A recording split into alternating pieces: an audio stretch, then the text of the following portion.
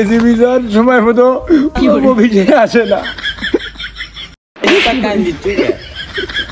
আর office থাকলে না তো না এসিবি অফিসে আসবি, আমার যেটি রাত সেটি কাজ।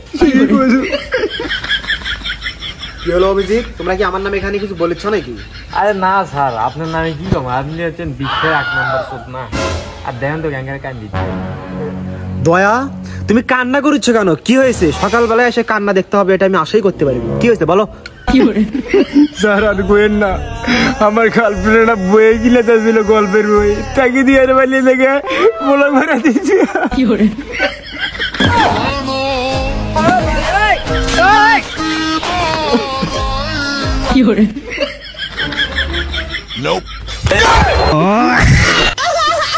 আরে চলো।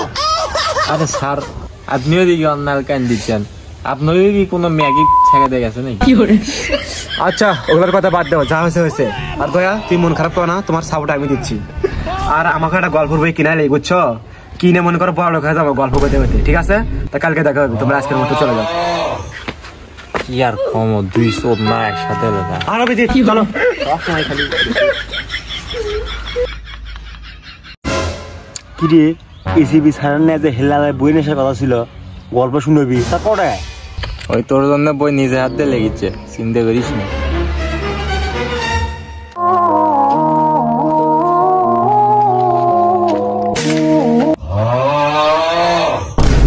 কি মিয়া ধীরে চায় আছে, কবিতা কম না তো?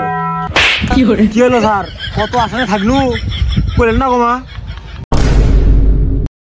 ধর মিয়া, তোমার জন্য এই বইটা নিয়েছিলাম, ঘুমাই না তোমার, ধর।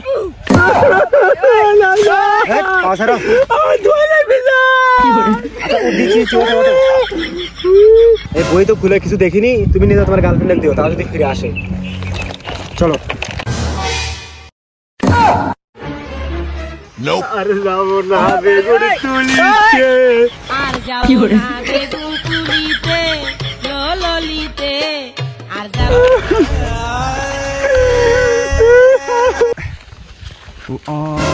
কিরে দয়া মনে হচ্ছে?